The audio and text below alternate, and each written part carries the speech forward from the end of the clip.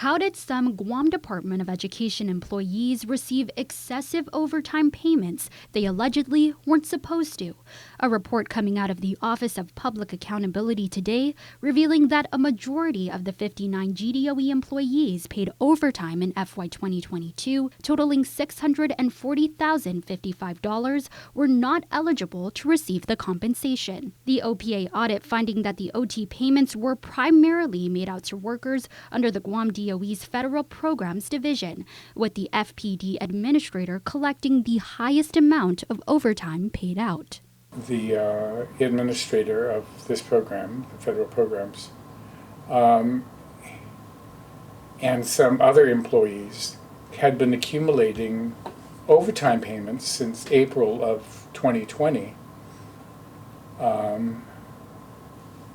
And they had not met with the superintendent to approve an overtime plan.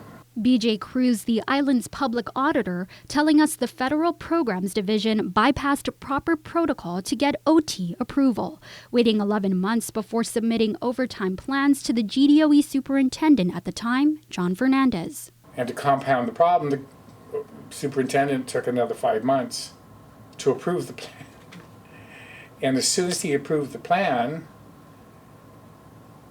they started to process these overtime payments that had been accumulating over the last 15 to 20 months. Bringing the entirety of the $640,055 released in overtime payments into question, as $625,000 went to 46 employees exempt from receiving OT payment, while $15,000 went to 13 who were actually eligible. The OPA discovering that the program administrator was the requester and approver, signing off as the certifying officer for the entire payment. Finance and Administration Division had been speaking to the superintendent since 2020 and advised the superintendent that the Financial Programs Division had gotten the third-party custodian to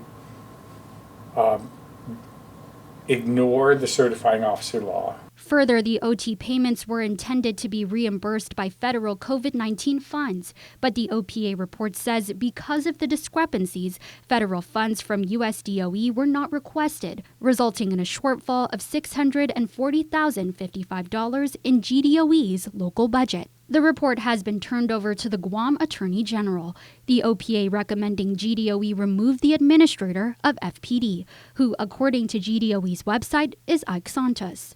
Acting Superintendent of GDOE, Dr. Judy Wampat, issued a press release stating she agrees with the OPA's findings and will work with them and the AG to examine corrective action.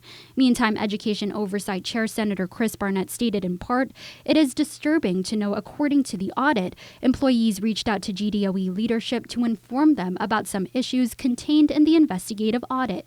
It looks like those concerns fell on deaf ears. I pray that wasn't part of an effort to turn a blind eye to these troubling matters."